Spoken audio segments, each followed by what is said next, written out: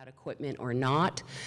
That we had a public hearing recently for our local franchise agreement renewal for Charter Spectrum, and we were very surprised. We put the word out, and we had over 70 testifiers, over 5 hours of testimony for our community. Now, we're not seeing those people necessarily walk into our center, but we were like, whoa, we're valued in our community because these people showed up for us. So how can we rebuild a different look to the engagement and bring people back to the center? So we have at the heart of it a no-cost, actually a non-member, community member. We offer free public events, salons, and mixers for people to be able to come to.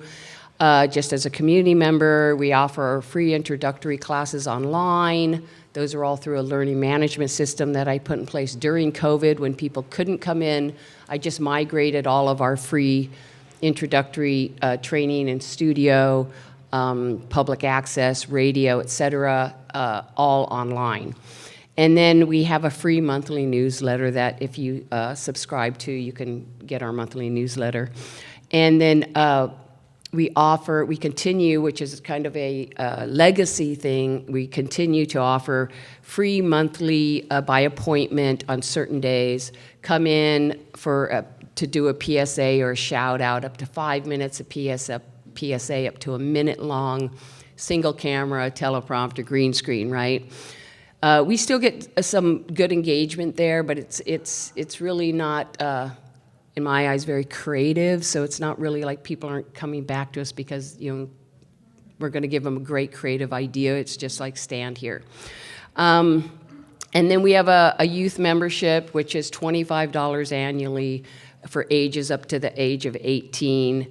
Again, they're open to the free events that we do, the monthly member workshops, which I'm starting this year, actually this month, is I'm going to put every month one free workshop for members and a small fee for non-members. So the membership feels like they're getting something that non-members in the community are getting for a fee. And hopefully that will trigger people to say, hey, if I'm paying $20 a month and I like these workshops, I might as well pull the trigger on a paid membership and get to come to all of them for free.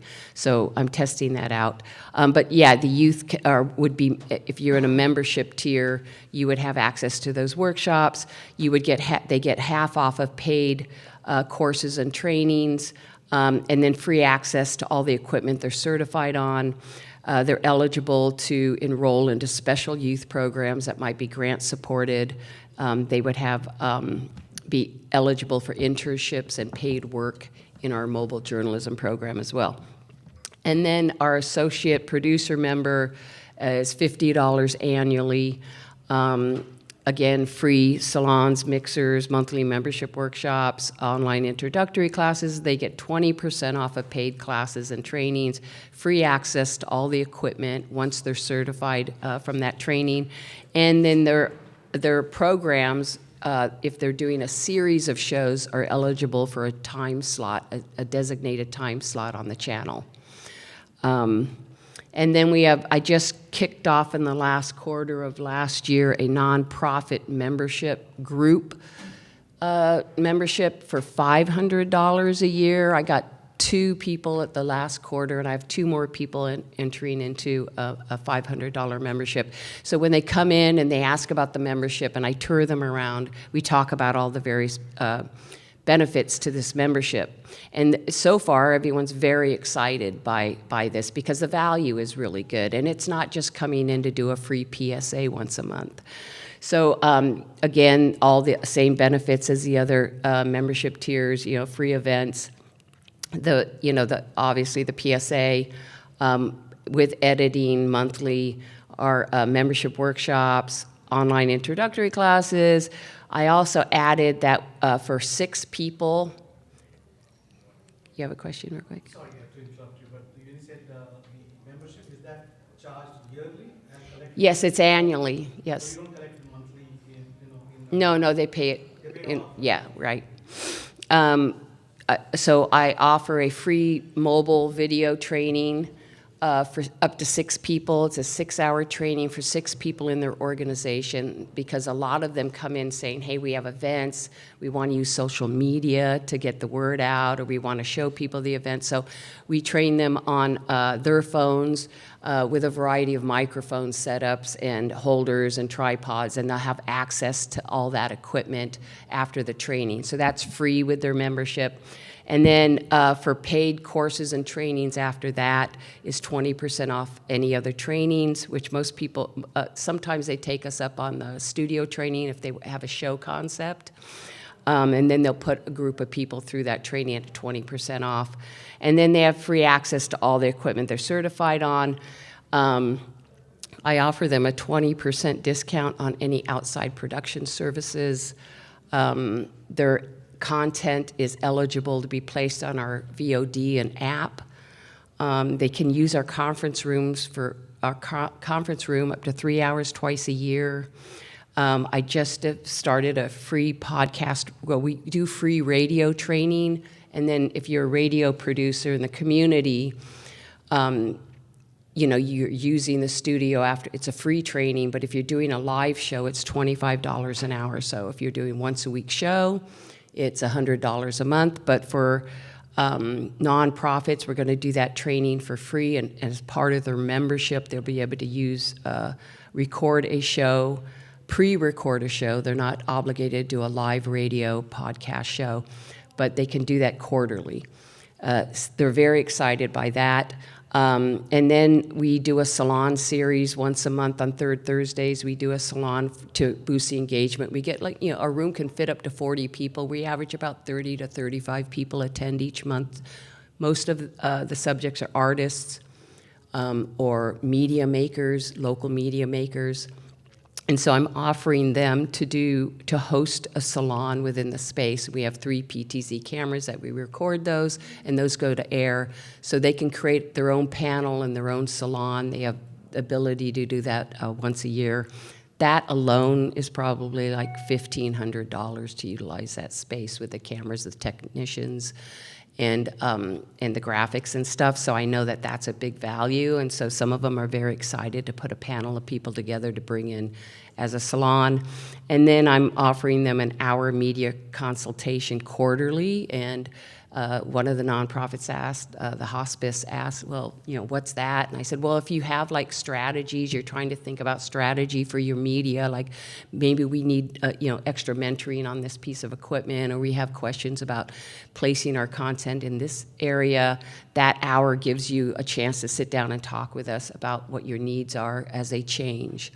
And then you can have an information table at one of our public events. So we do a Walk of Heroes once a year, and it's a big outdoor free party for the public to come to, so they can put a table out there. Our elections, we have a big outdoor party at our broadcast election years, and they can have a table there. So we offer them that. So that's kind of just a new thing I put together last quarter, and I'm just trying to see if these benefits really, you know, are of interest to the nonprofit community, instead of just, because I keep saying that we're seeing the nonprofits placing their content on other outlets, right? They're doing media.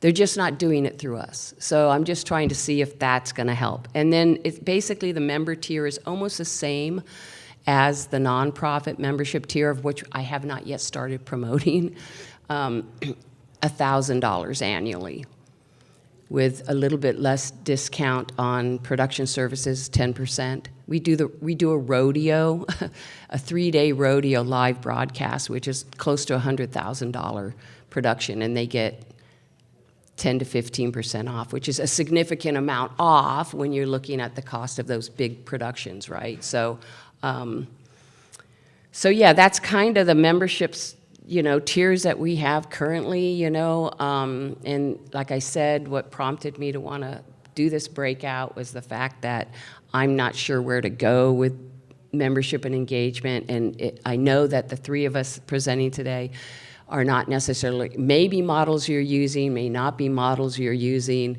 And like I said, speaking to people at CMAC last night, I was, you know, their whole structure is completely different. And they were saying, I think I was told that they have close to 600 members. And like, we're nowhere near that, you know. We have, probably a quarter of the population size you have, but still even a quarter of 600, we're not doing that. And so they're not, I don't know why, Brian, you didn't speak up and put one of your people on this panel, but like I said, I want to leave time at the end of this to hear from others, and there are some CMAC people in here. I think it's good to hear what their model is about, but I'm going to pass it over to, again, if you want to reach me, my email is there, my cell phone number is there. I'm going to pass it over to Zach from CreaTV, because speaking to him and Christina was very fascinating. Here, I'm going to pass you the HDMI first. And there'll be room for questions at the end, if not hearing from other centers who are represented here today to hear what they're doing about membership and how that's working for you. So this is Zach from CreaTV. Did it go through? Is it showing up? It's thinking about it. It's thinking about it. Maybe it's not. Maybe it's not thinking about it. Oh, really? it's coming up as a second monitor. So I gotta drag it. I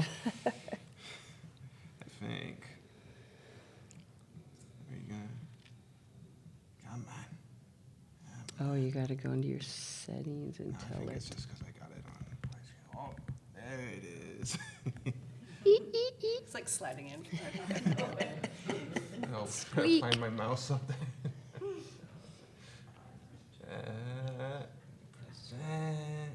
There we go.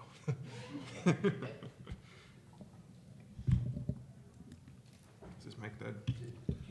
Here you go. This one? Okay. Musical mics. There we go.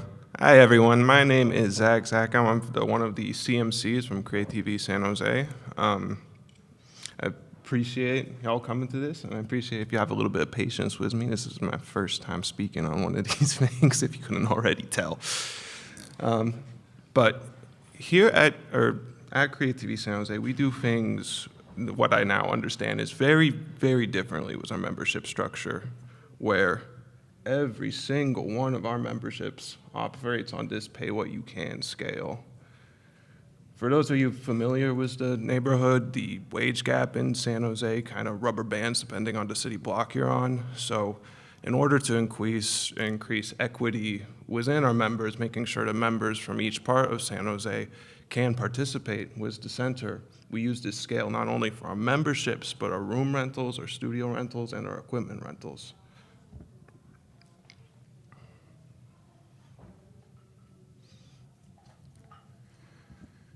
So on membership specifically, it's an annual payment. We use that scale for that. In the membership, we just have one. No longer do nonprofits, business, none of that. Everyone signs up on an individual membership, regardless where you're coming from.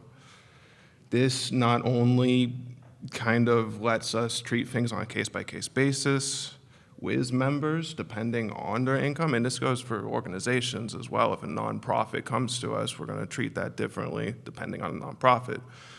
For example, with someone we often work with, the Boys and Girls Club in San Jose, and we are able to kind of charge them a little bit more than we would most nonprofits in the Valley because of this kind of scaling we use. All right, there's a question back. How long have you guys had that structure in place? 2 years. 2 years. And membership growth, membership decline? We didn't see a lot in the 2023 to 2024, but 24 to 25, things have been rough, obviously coming off the pandemic, but I want to say we got 40 to 50 new members, which is more than we were expecting. That's actually a good question, because one of the things we find is the largest issue with this model is the decision fatigue that we get from our members. They see that scale and they're like, well, now this is too complicated. I don't want to participate. I want to say that's maybe every 1 in 5 individuals that we get coming into the studio, and we don't tend to see that with organizations, but it does happen. And to go along with this, we had to kind of streamline our equipment checkout, right? So we have all organizations, all individual members fill out one of these project proposals. And this is the one we have been working with. My boss, Abby Walsh, is currently making several revisions to it. But historically, we have each member fill one of these out. And instead of just asking for a camera, asking for a lighting kit, they fill this thing out. It gets emailed to me, and I kind of get to decide what equipment they actually need for their shoot. And this also goes into the fact that we do not do certifications for our equipment at all. That is something that Chad was very adamant about getting rid of completely. So instead of having these certifications for equipment, and it goes back into part of what Kat was saying too, where it's very easy for people to just look up a tutorial on YouTube, right? How to use this camera, how to use this lighting equipment. That's not necessarily the service we need to provide as access centers anymore. Whereas we can give them equitable access, we don't need to be doing the kind of basic level teaching, not to saying that we can't do the advanced stuff and we shouldn't do the advanced stuff, right? To go beyond what YouTube can teach them, because oftentimes you see stuff on YouTube, it's either kind of not, I don't want to say not right, but kind of teaches them unhelpful habits, and we're there kind of to help them unlearn some of that stuff. But if you just need to find where, like how to change the ISO on a camera, just go on YouTube. You don't need me for that, right? And kind of moving on from that, there's the studio. So we do a kind of certification for actually using the studio, but it's a little bit different. Maybe 3 times a year, that's the goal at least, I will hijack a list of our volunteers and put them through this free week studio production class. Now, we'll run them through this, and we'll essentially do them through everyone will get like a turn on the soundboard, on the switcher, learning the different roles, and at the end of the 3rd week, we'll have them actually put on a show, right? It'll be a live show that they produce with everything they've learned in the previous 2 weeks, and after they've completed this class, they go on our call sheet for volunteer productions.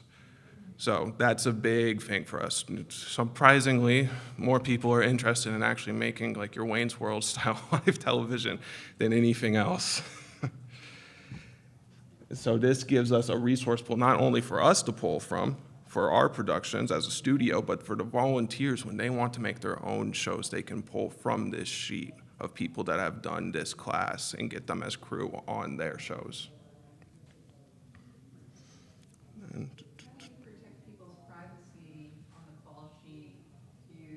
so we manage that all internally. Like if a member wants to make a volunteer show, they don't necessarily have a list of people they can call. They come to someone like me, and then I kind of sort that out for them. So you do like a call out and people. Exactly, yeah. And does that take a lot of time out of your day? We have a very busy studio, and it's the thing we're lacking. Definitely. It's a lot of, well, I have one of these, and I have one of these. Sure, absolutely, and I think we're kind of in a unique position right now where our members, while we have a good amount of them, they are not super active, so that gives us the kind of opportunity to be able to handle this by hand at time. If they were to become more active suddenly, then yes, it would definitely become more difficult. One more question, sorry. Oh, totally fine.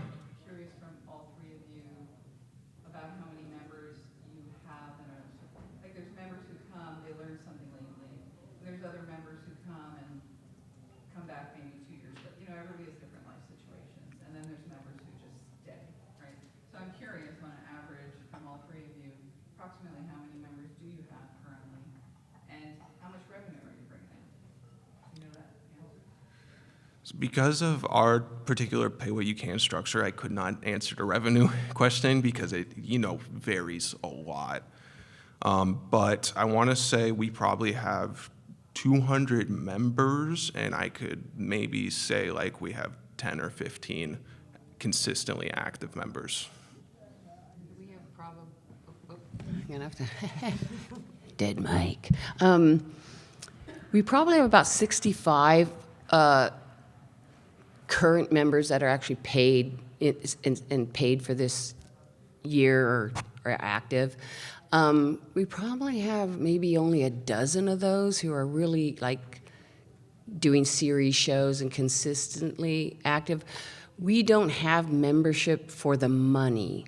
We have membership, one, for people to support us and to buy in and to engage with us. So it's really more of an engagement strategy than, you know, it is an actual, and at a level we can manage because we have a very short staff. So, you know, we don't want to like, yeah, and then like sometimes I think I was speaking to someone at CMAC too last night saying that, you know, a minimum fee for something gets them to actually show up instead of like, oh, I'll do it the next quarter when that's available or something. So there's some of that. But again, we're looking at wanting to build and, you know, our current, well, what predated what I'm doing now, but you see there's a very, very different model.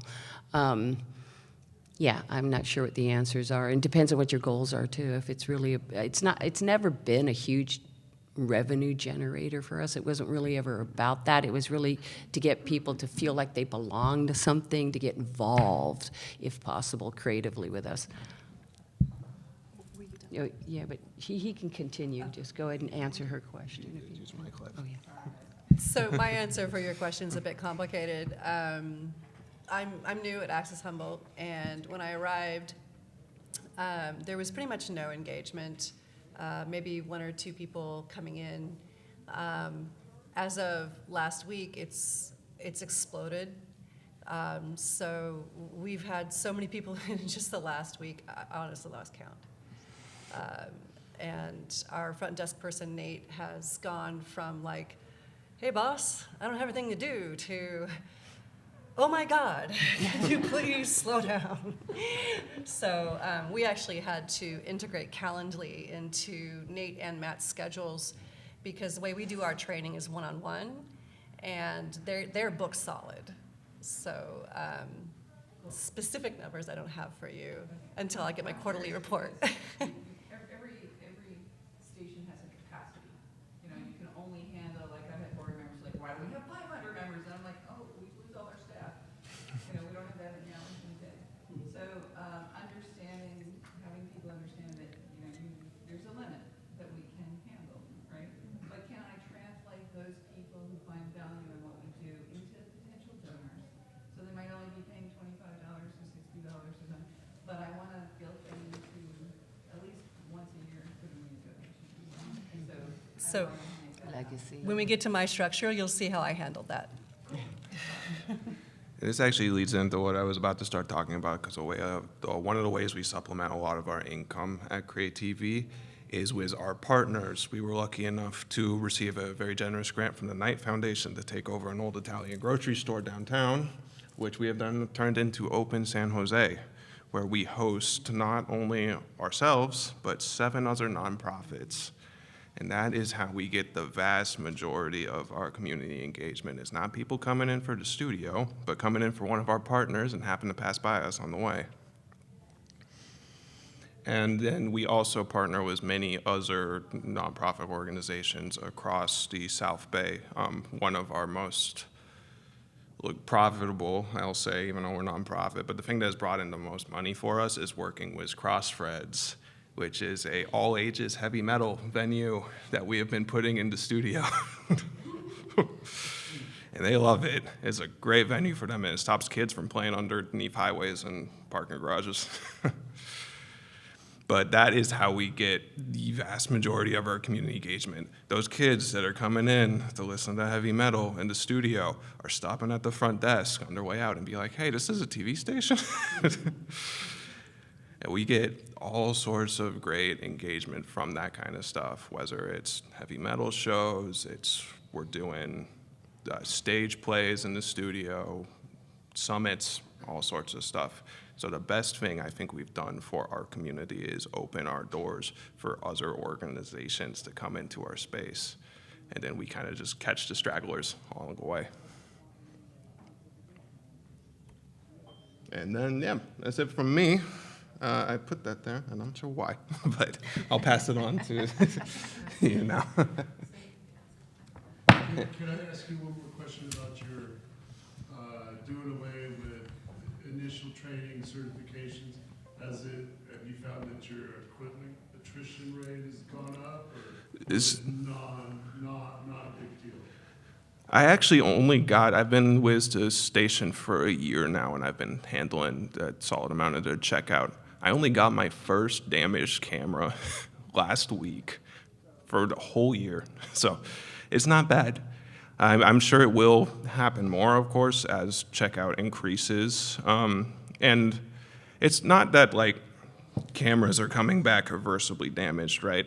It's little stuff, like people losing mount screws and stuff like that.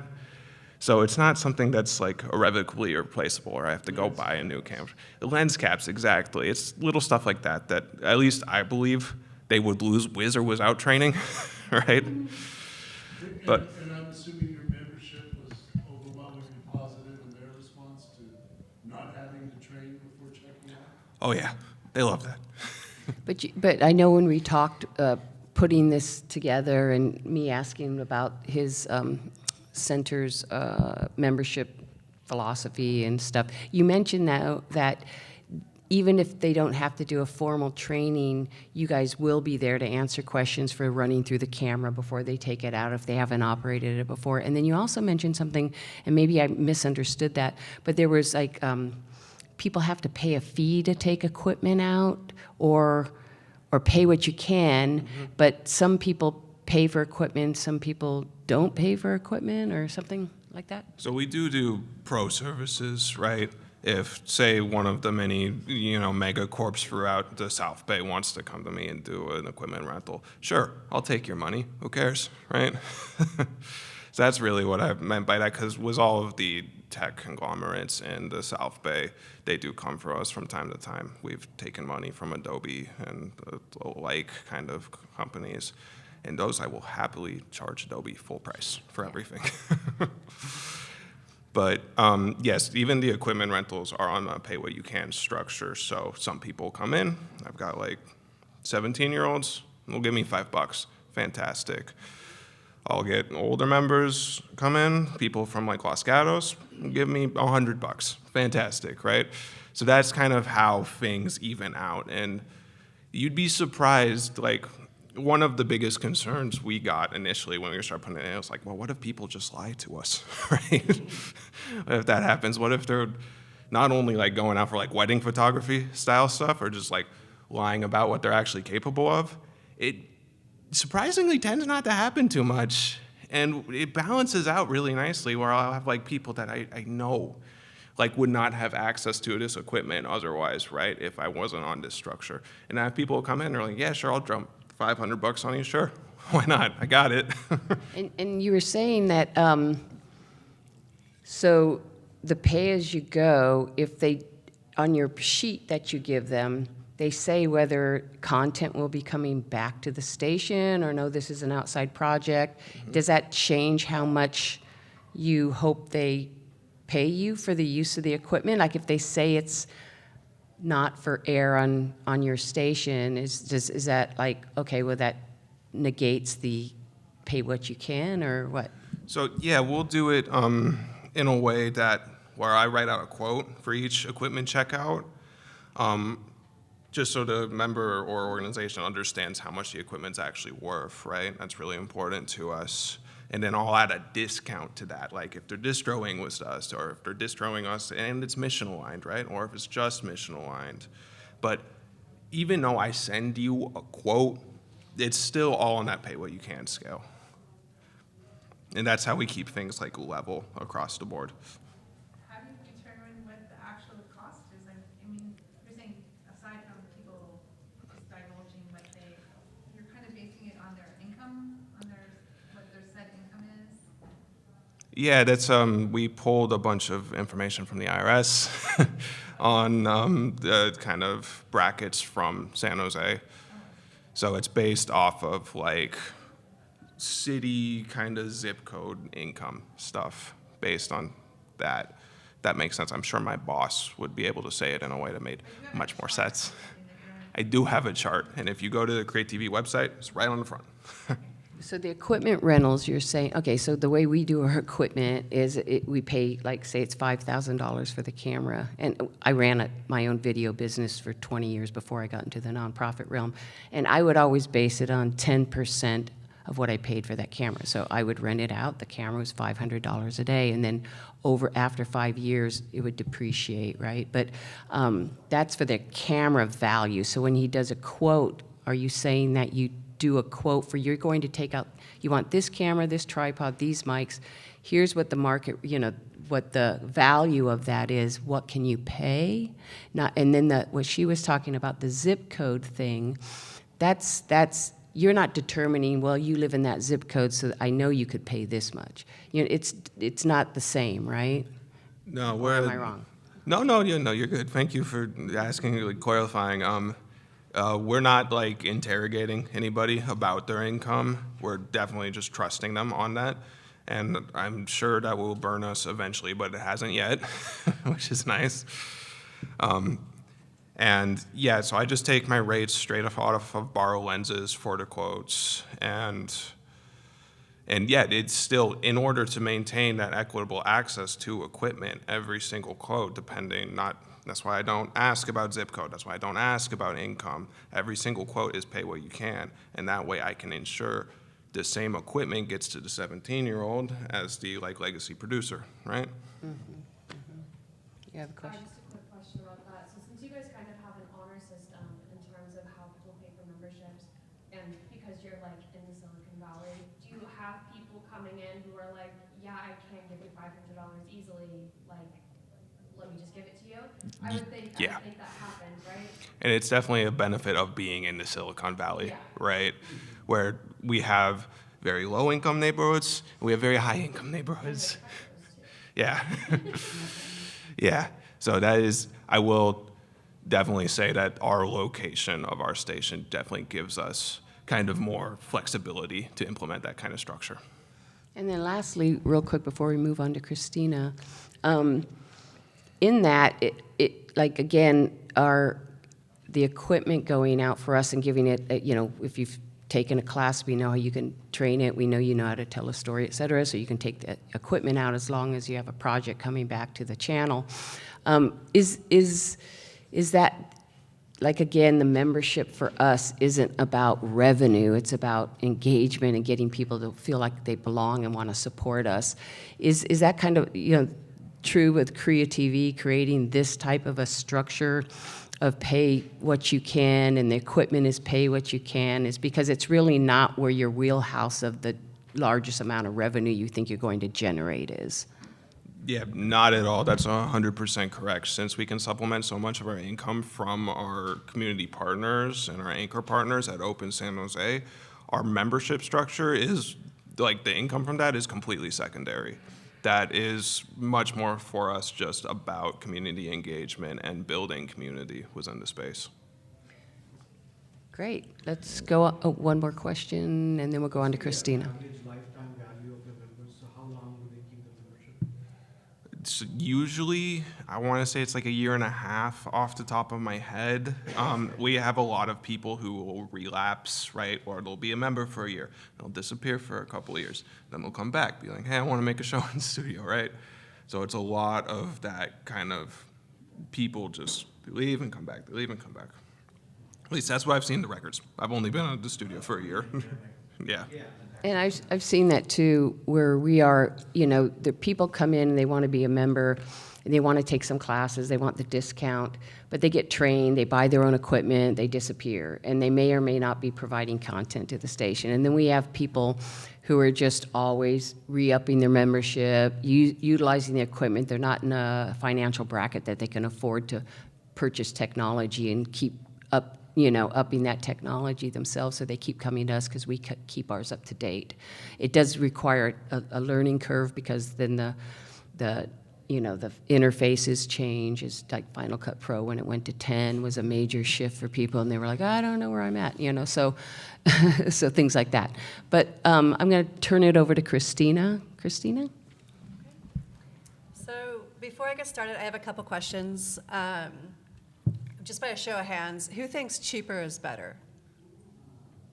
Like when you're grocery shopping or looking for electronics or buying a car. Anybody think cheaper is better? Right, it kind of depends, but that hesitation, like, right? Depends on what the research They're bears linked, out. right? So, all right, by show of hands, who has a membership or a subscription that they bought thinking they're going to use it, but you don't still use it and you're still being billed for it? Right? Okay. How many of you donate to charity and expect to get one of those nifty tote bags or a calendar every year? Right? Based off of how you donate, like, do you think it's a value when a charity spends money on a calendar or a bookmark or something to give you, the donor, just for making your donation? Right? Okay, so I'm going to begin. Good questions.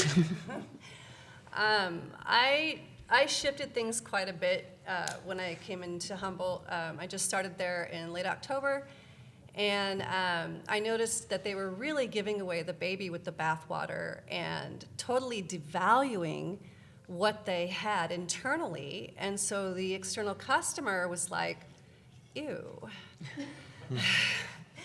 So memberships were $25 a year. To be a producer member, it was $35 a year. And if you were a student, it was $5 a year. So I don't know about you, but I really can't buy anything for $5 a year. So my brain says, well, there's probably nothing there, right? So I went back and forth with my board because I really wanted to ratchet these prices up quite a bit. But we're going to be doing this over the course of 3 years. We're going to ratchet up, just so we don't lose any customers who are really used to the lower prices. But basically, anyone who's a member is now a community producer member at $50. Students and seniors are $25, and then we have our patrons. These are annual? Annually, yeah. So the patron support, my board said I had to leave the $25 in, and it goes up to $500 now. And that's billable monthly, quarterly, or annually.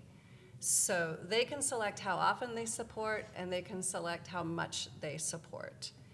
And by doing that, the person who's more of a patron of the arts, who doesn't want anything for their donation, but they want to support free speech, they want to support 21st century digital skills, they want to support digital media literacy, hands-on training, having a community resource that anybody could use, they can go ahead and donate and feel great about themselves, and their name goes on our donor wall.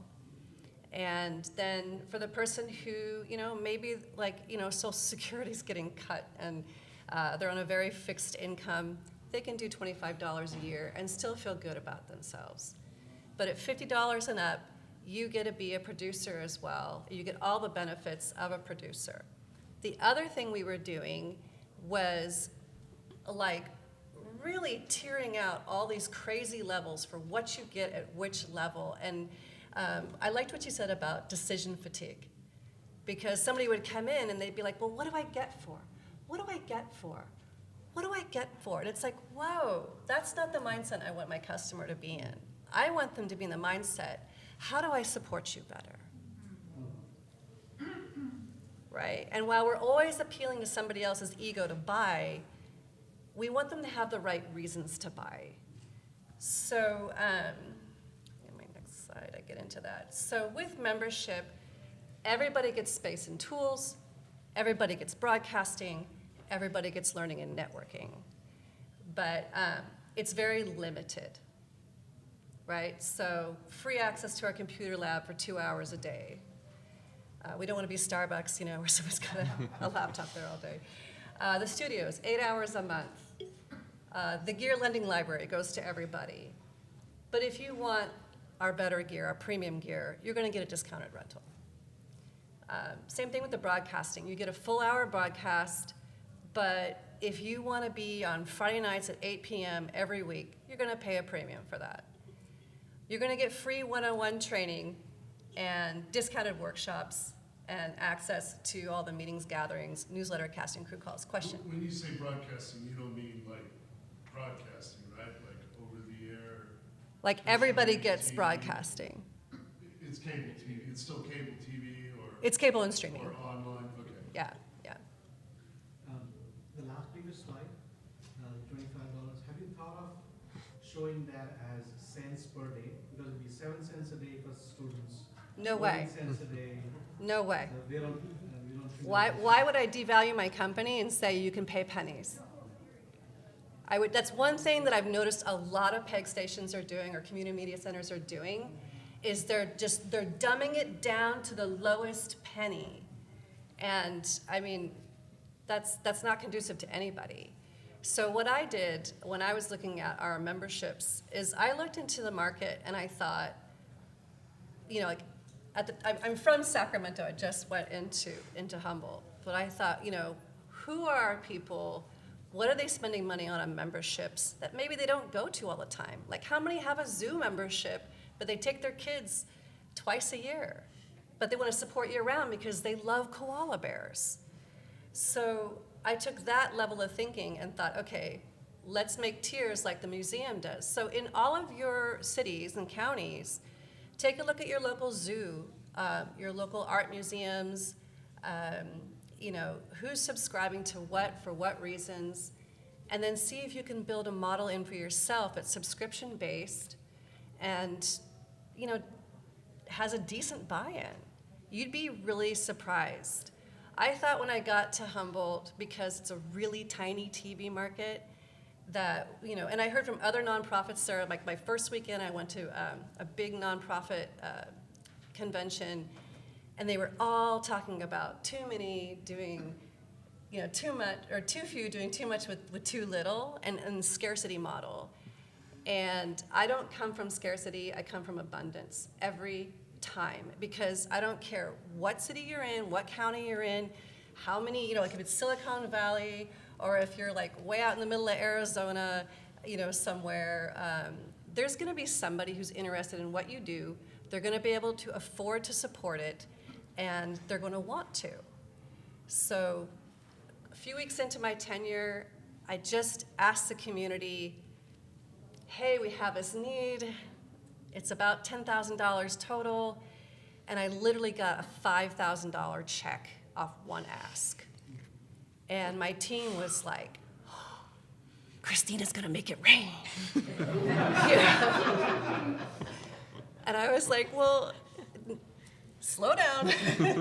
I just happened to ask the right person at the right time with the right interest, right? And this person also gives money to the local PBS, the local NPR. She sits on boards on several of these other arts organizations.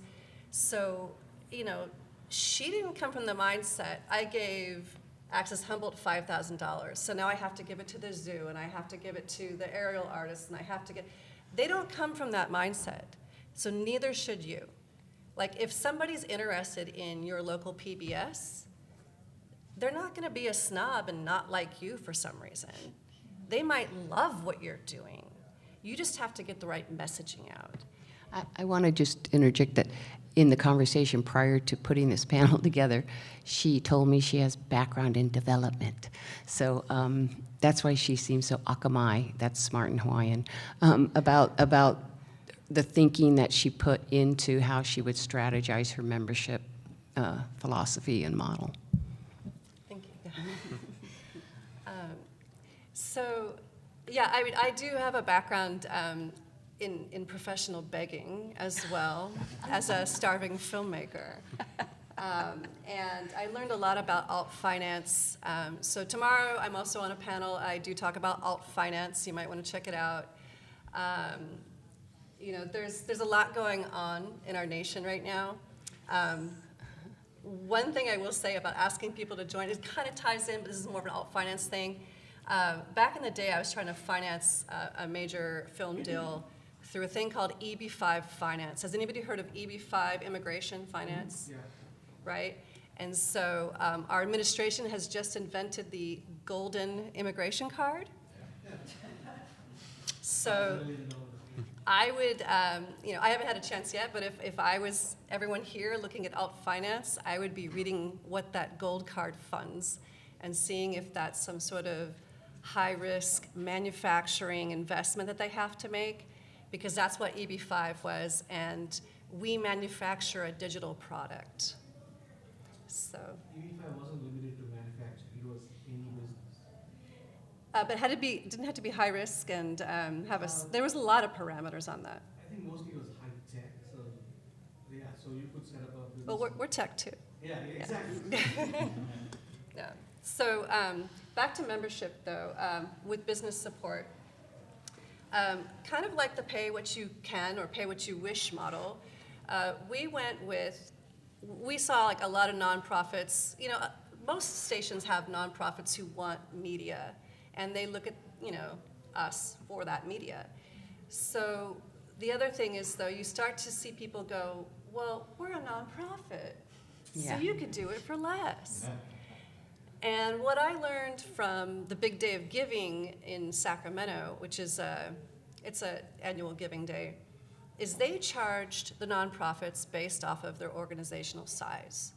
So I thought, why don't we charge the nonprofits based off of their organizational size? So small organizations under 500K, they're only going to pay $100 this year. The large ones over $5 million are going to pay $2,500 for their membership. Donna. So Christina, what is it they're getting? It's just support, meaning I want you to exist. Now, are they getting something tangible, like training for their staff or Yes. studio time? Or, Yeah. I can't read small print. So. Yeah, I was actually just going to read the bottom here. I had to put my glasses on to. I got you.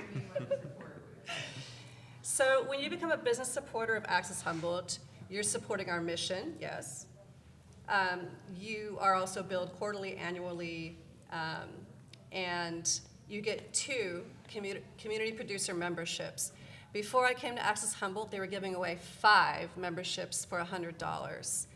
So they were actually discounting it further for a business to support, which is not the direction you want to go. We're losing money, but we'll make it up on volume. Right, yeah. It's the we're slash and burn sale. It must go now, you know. No, don't do that. They also get the business recognition in our annual report, our channels of distribution, which, you know, show up on cable, internet, streaming, and I also put in the perk, and this is a Jedi mind trick.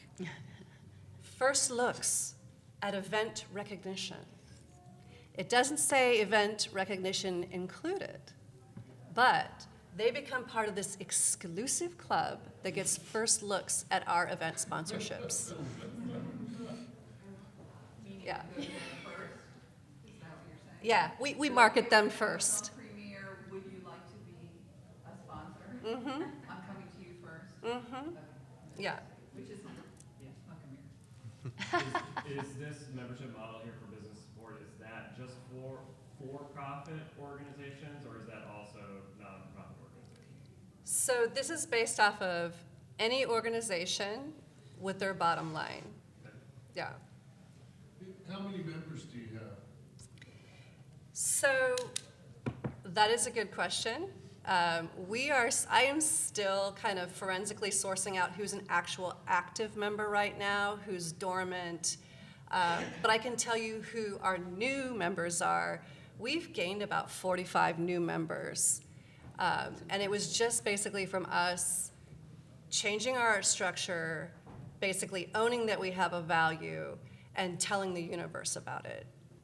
Do you have an idea where the majority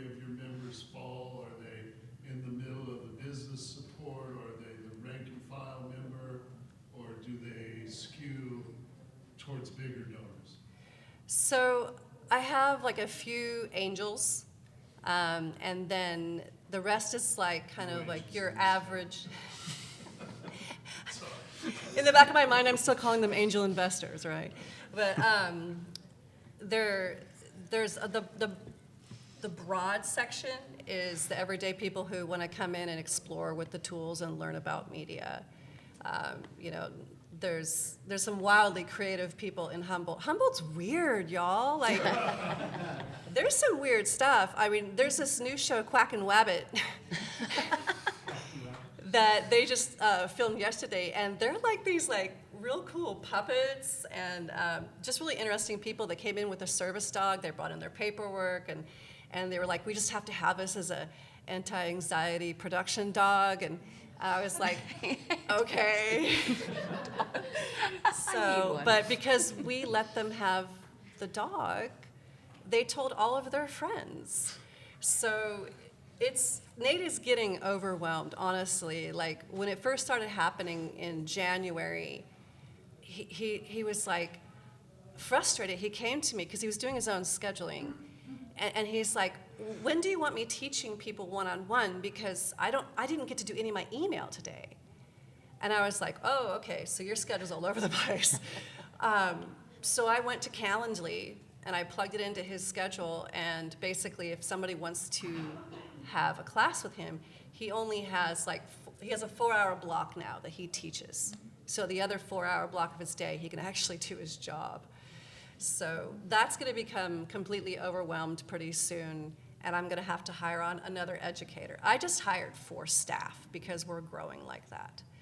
So hopefully it's not like this, oh, we're going to see who the new girl is in town, and then it all drops off. So I'll tell you next year how that's working. But the other considerations for corporate membership, I kind of wanted to get into a little bit, because if you offer something different, people will be intrigued. Or if you look at something that a corporation is doing internally that costs them a lot of money, they might be able to outsource to you. So are you undercutting their market? No, you're saving them money by not having to do a lot of internal production. And so one thing that I'm experimenting with this year is offering businesses a retainer system, so that, you know, if they need a quick corporate video and their people are overwhelmed, they have priority status to come in, we'll get them on the schedule, we'll bang out their corporate video. One of the packages for production is to create explainer videos for their business. A lot of managers tell me that they spend so much time training up people, and then only to get them in the right place, and then they don't work out and they quit and they're back in the hiring process. So if we create their streamlined training videos, they can sit the new employee down at a desk, they can watch the videos. If they have questions, they go to the manager. The media as a team building exercise is something I'm experimenting with this year to build community. And basically I'm starting with the businesses in town, so that I have less people to have to convince to come in, right? And they're bringing their employees, and while they're rolling their eyes at the corporate structure, they might go, oh wow, this TV thing's kind of cool over here though, I might check it out as an individual. So you could do team building exercises, you can design and execute contests together, you could do peer-to-peer training where you have one employee who's never done media teach media to another employee who's never done media. And it's really not about learning media, it's about the two learning how to communicate and bond. There's also digital media literacy for the corporate environment. How many of us have problems with our staff being on Facebook or Instagram? Anybody? Like, right? Like, you never know what, like, so-and-so is gonna say on the internet that you as an ED have to walk back, right? And so that's something that we can provide for corporations. Like, we can design the course with the corporation, and I mean nonprofit corporations too, and just say, like, look, this is what we expect of our employees. Here's where we're kind of like, and just see how that sticks. The other thing about having corporate members is to get them involved in your corporate giving. How many people have corporate giving programs in their stations by show of hands? There it is. Okay. So one thing I really wanted to implement while I was at Sacramento, but we just hadn't gotten there, and I'm sure Donna's going to do it eventually. Stop her from doing it now. Too many good ideas, you can only handle so many. Yeah, you know, she's a great air traffic controller. So like one thing that CalPERS does is they ask all of their employees to pick a charity to give to. And they will basically donate to that charity in that employee's name a certain amount. And employees can match that amount out of their paycheck every single paycheck. So if you have a corporation nearby that's, you know, doing really well, you can ask them, you know, I'd like to meet with you of your corporate giving program and just kind of learn about what you do with that.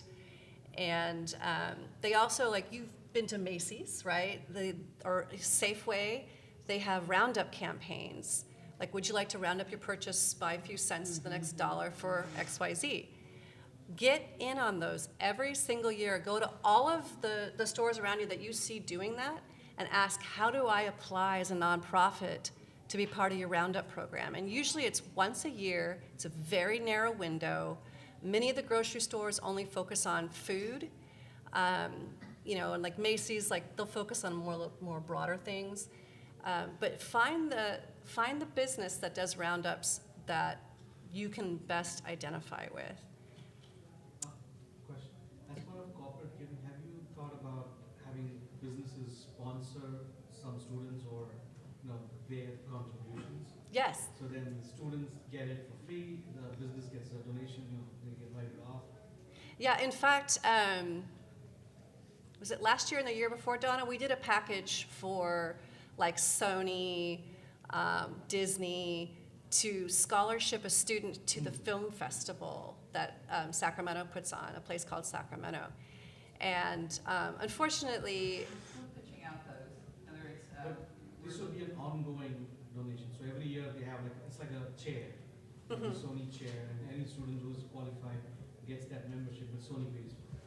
yeah, that is something you can do. Yeah. And I would reach out to media corporations and say, you know, we have these people that are underserved. Would you sponsor them for 4 years? we also have in our area, every area has something. We have a coordinated 1 day of giving, right? It's called the Big Day of Giving. And it's run by a foundation, and all the nonprofits are ready to plead for money. And when I approach, when I approach senators and representatives and say, hey, and I approach corporations and say, hey, I'd love for you to give me, like I pre-strategize with them, I'd love for you to give me some money on the Big Day of Giving, and I'm going to use it as a match. And so they have the pride of being public facing, that they believe in free speech, sunshine laws, whatever it is, that they're investing in us, which then signals to other community members to make a donation at that time. So it's a form of corporate sponsorship because they get to have outward-facing donations. And then when that corporation match funds you on your giving day, like Giving Tuesday or Big Day of Giving, ask them to brag about it in their newsletter. Because then now all that corporation's employee list, let's say if they've got 400 employees, they now know about your brand, they learn about you a little bit, and they think, well, maybe I'd like to make TV. So you're pulling membership in that way by exposure to a captive audience. And coordinated with that, Christina came up with something called Big Day of TV. And so for a week, we had nonprofits teaming, you know, she was the host, and she interviewed nonprofit after nonprofit after nonprofit. And the quid pro quo was when someone makes a donation to your nonprofit and you send that automated receipt, thank you for making a donation. Have you also considered making a donation to Access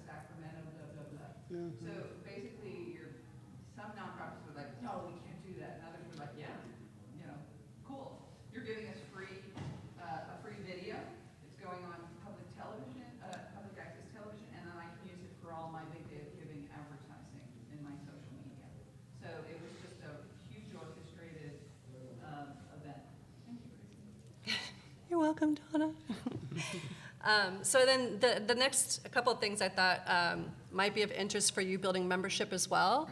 And that's doing the paid employee volunteering and pop-ups or installs. So does anybody know what paid employee volunteering is? By show of hands. Okay, a couple of you. So this is when you go to somebody like Intel, and they have a program where they want their employees volunteering out in the community. So they will pay their employee an 8-hour day to come volunteer for you for 8 hours. And so that's another way to introduce a person to your brand and get them involved, and they'll tell their friends about how fun it is to do their volunteer service at your place. Before you know it, they're buying a membership and expanding your membership base. And then pop-ups or installs are basically when you go to a campus and you pop up for a day. This is not tabling, okay? This is you're putting up a sound booth or a mini set, or you're doing a, 20 awesome tricks with your cell phone class to educate a group and then entice them to come back to the station and do things with you at the station. So after hearing a few of those different strategies and Jedi mind tricks, does anybody here have something that they're innovating with that you think would be great for all of us to hear? What are you doing differently that's building community? I'm trying to do it again this year, but last year, one of our board members had told me that there were high schoolers who were like really interested in media production, but also needed their volunteer like service hours for graduation. So I put together this little program where like 5 or 6 high schoolers would come in at the end of their school day, and we'd talk about media literacy, talk about ways that they can engage with their communities at their high schools, and then they would also like learn how to use the cameras and do some volunteer work for us, like just like tasks that we don't, kind of fall through the cracks or things like that. But that's really been cool to like engage with the high schools. And then one of those students just like really took a liking to public media, and now he's 15 and he does his own show in one of our studios where he interviews like young filmmakers, and like that was really cool to like watch that develop. So getting involved with like younger generations is super important, especially if we're going to keep public access like alive, right? So that's been really cool. You're actually saying what I was going to piggyback on what you just said. Is anybody here averse to the under 16 member? Yeah, I mean, we can admit it, right? Some people have a lot of cagey feelings about under 16s. When I first landed at Humboldt, actually when I first landed at Sacramento, and when I first landed at Humboldt, both teams were like, ooh, kids, ooh. Ew, they're gonna drop the camera. They're gonna have to, no. It's not true. Like they were so fun to work with, and they're curious, and they want other outlets, right? That aren't social media. So like kids are not like just wanting to be on TikTok all the time. They're running out of third spaces to go to, and so it's really awesome to get them into the studio. It's been great. Yeah. Is everybody familiar with the third space comment? Okay, great. Donna? I used to manage a station that would combine New Hampshire and Vermont. And we had a huge, robust children's program. We started in the middle school. It was crazy. We were in a shared building, so we had a lot of rules about not climbing up on the roof. They're always like, they want to catch a shot. They want to hang out at the railroad track while the railroad's coming, things like that. So a lot of middle schoolers, and then we creamed the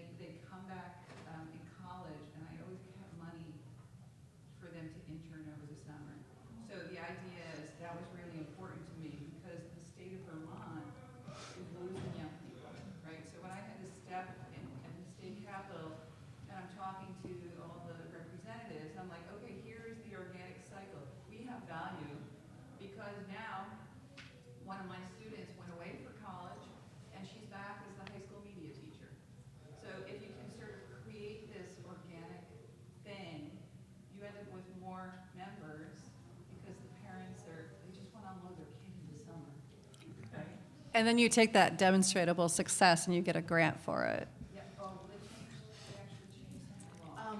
This is a little different because with our organization, there's no, to be a member, there's no fee.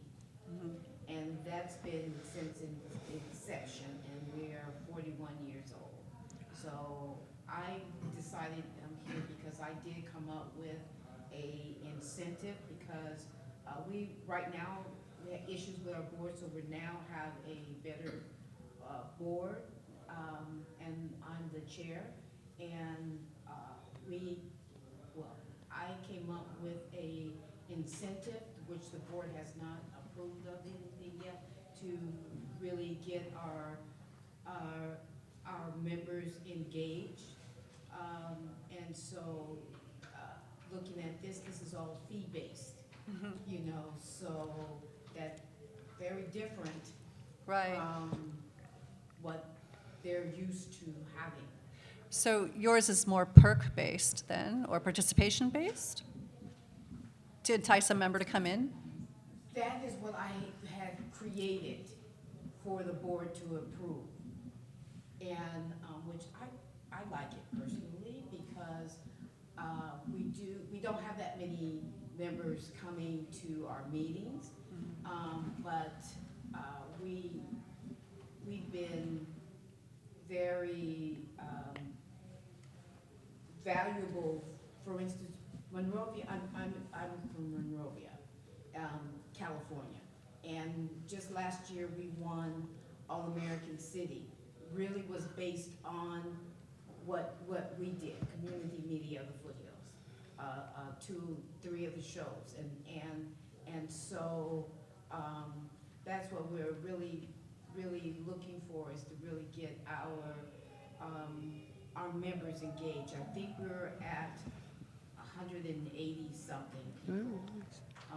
We are a community of 36,000. And so, but I like what I see.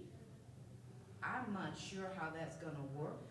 And it has to be a gradual thing for us.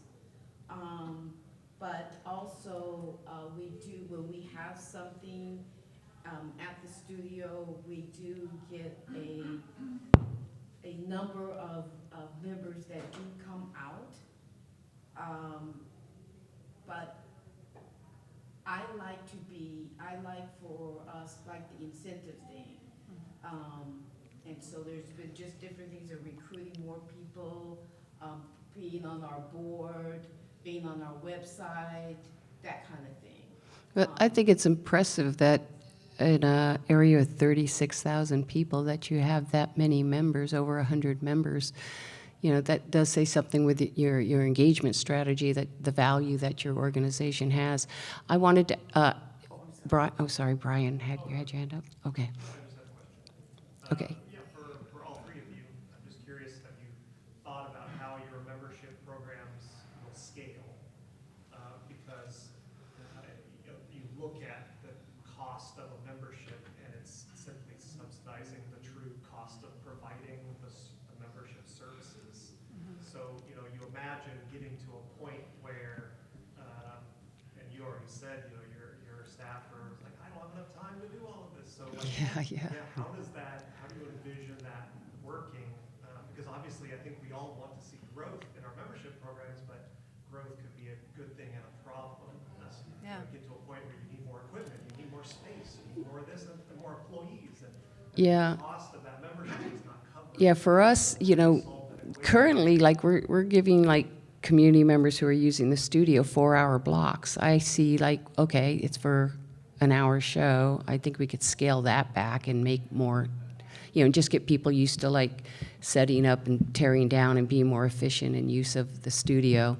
I think we have enough equipment to go out. The podcast thing, I guess, last night at your place, they were saying that they let people do 4-hour blocks, twice a week or something? So I could see where, like, you would look at the same thing, like, okay, we'd have to scale back if the demand for the use of the space increases.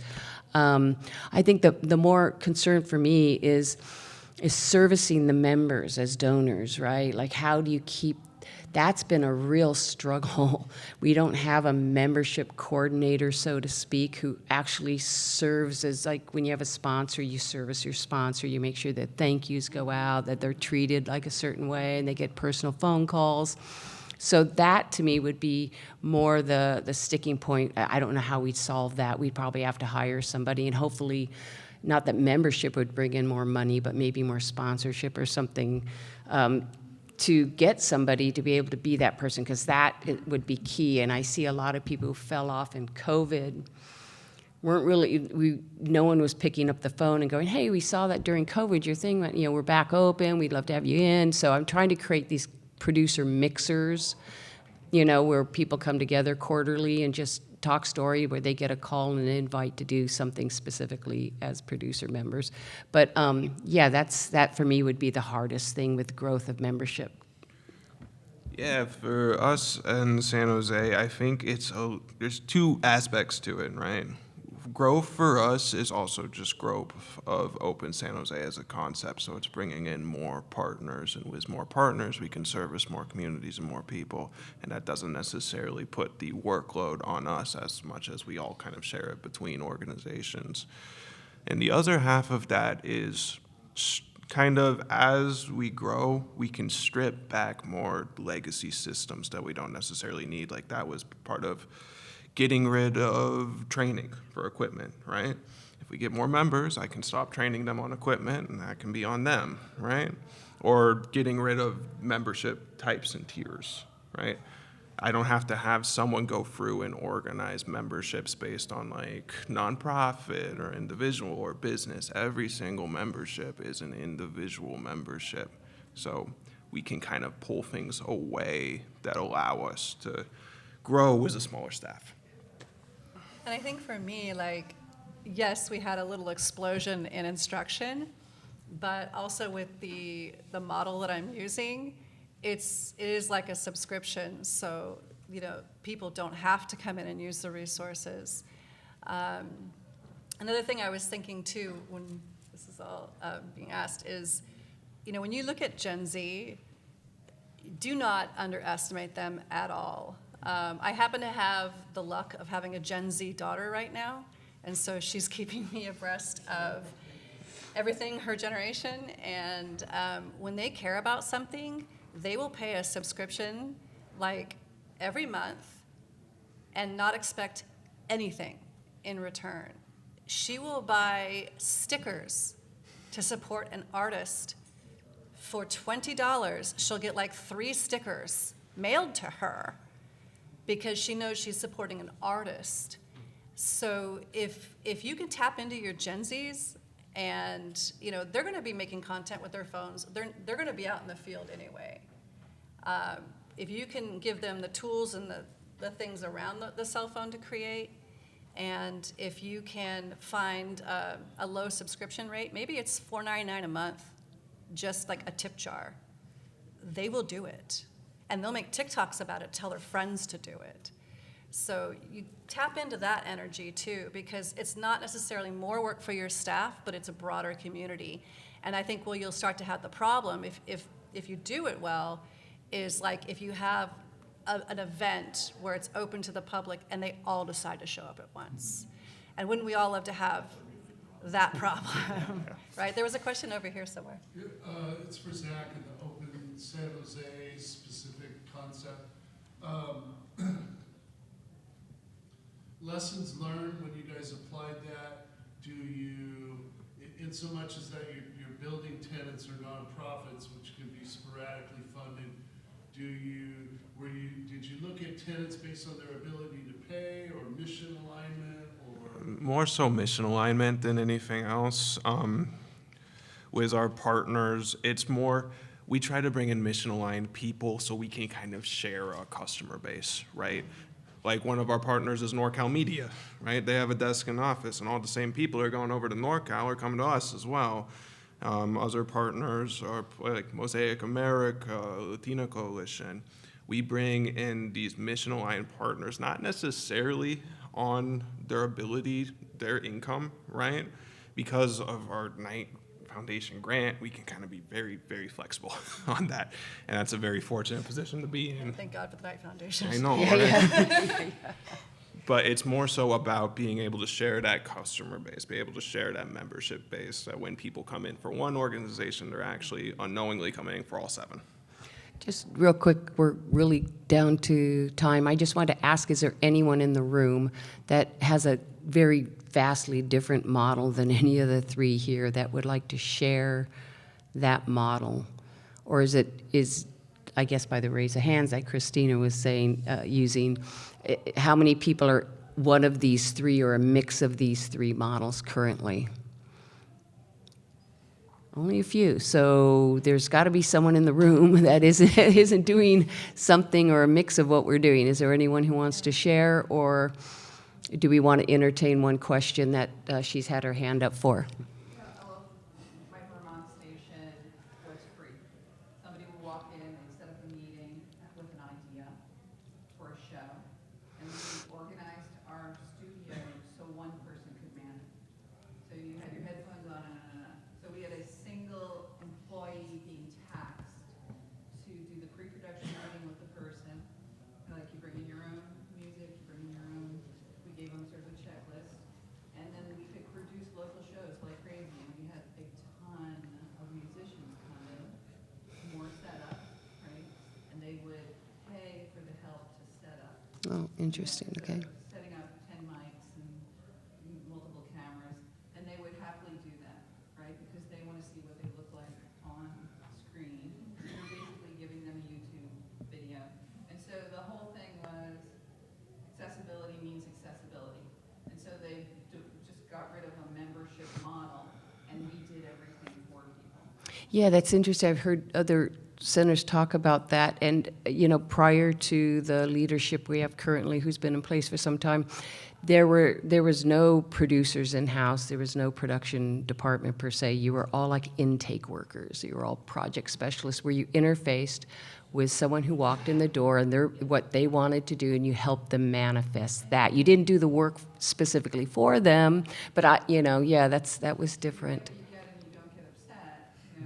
Basically, you have to queue up, and you might not be able to do your show for a month and a half, 2 months, and you're happy to, someone whinge you about it a little, some of the regulars.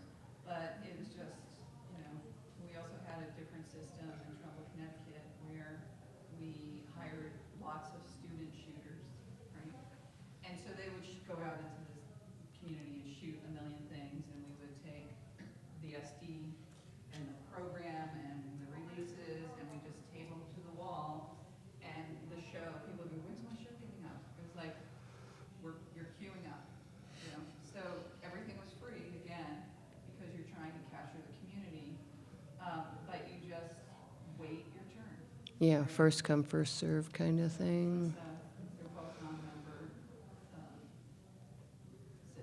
Is there any I have a last quick question, a people to follow-up question share? for Dawn. Yeah, I'm go sorry. ahead. So how many years ago was that you did the free and the queue system? Well, let's see, I've been in Sacramento for 4 years, so up to and including COVID, and they still have a free system. And it's called UV Jam, if you ever want to look at their website. Basically, by doing it free, a lot of people aren't, they may be ADHD or ADD or frenetic, or, they are a creative person, but they can't figure out how to do all the steps that we are capable of doing. And so the quality of the work that comes out is stellar, because we know what we're doing, and they know what they're doing.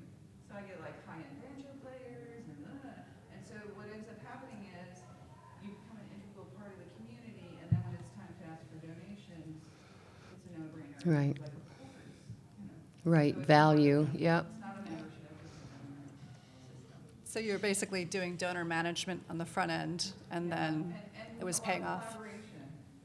Collaborated with the Wafer Junction Film Festival, and the person who took over my job was one of the heads of that organization, so now they're even closer, right, to things that they do. It's just, they're different models.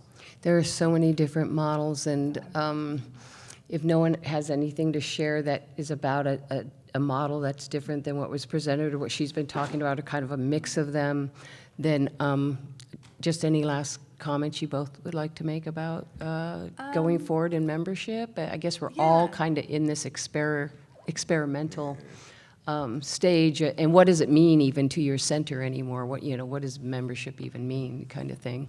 Yeah, so one of the directives I gave myself this year is, we were just installed recently in a junior college campus.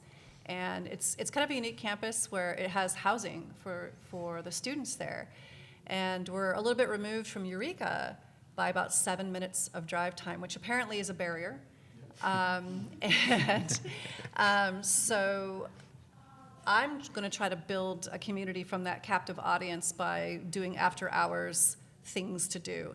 And it might not necessarily be learning TV or making TV. It might be watching a show together, like binging Friends at night for a week or something, just to get the kids into the center, or the young adults, I should say, and knowing that we exist, because we're kind of hidden behind a wall of shrubbery.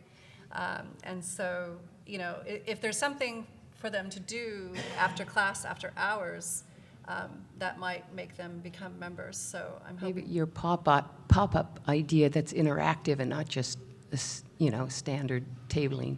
Yeah.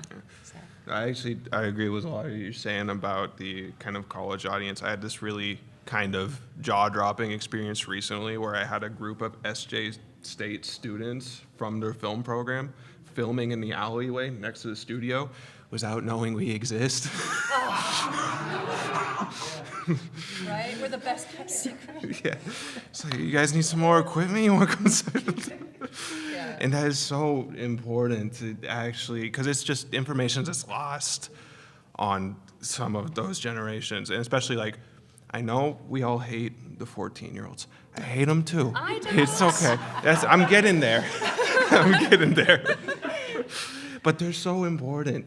We teach this program at CreaTV called the Summer Documentary Institute, where I hijack the 10 to 15 high school kids for the entire month of July, and they have start to finish to make a 5 to 10 minute documentary. And they're all paid. They get work experience, goes on their resume. And one of the most unpopular decisions I have ever made was handing them a $7,000 camera kit and saying, we don't need to supervise them. Go on location with my camera. Promise you'll bring it back. I don't need to know the details, and I don't care. And they love that. Not having me hanging over their shoulder the entire time they're filming, they came back with some amazing work. If any of you are going to the Wave Awards tonight, one of my kids is a finalist. They did the Beyond Books documentary. And that is just like the shining example of just let kids do their thing. Just let them do their thing. I don't care how expensive the equipment is. I don't care if I even get it back, right? In closing, I just want to say that I think that, there was, at the inception of public access in the Cable Act, I think there was a lot of attention on television. And television was something, wow, I can get involved. They would seek you out. And I think the days of people seeking us out and the valuation that television, quote unquote, has these days with all the streaming and media distribution outlets available to people, we can no longer just assume people are going to walk in our doors and come look for us. We have to go out and create innovative ways to engage with our communities. And I think for membership, when we're talking about building or rebuilding membership or just testing out new membership models that are that may or may not resonate with your community, I think it's really just thinking first on engagement and being proactive and knowing that the times have changed. And we've been disrupted, but we're still valuable, and how to actually find a way for people to engage with us, like you said, whether or not they're taking a class or not. So I appreciate you two for showing up and helping us all talk about this, and thanks for coming.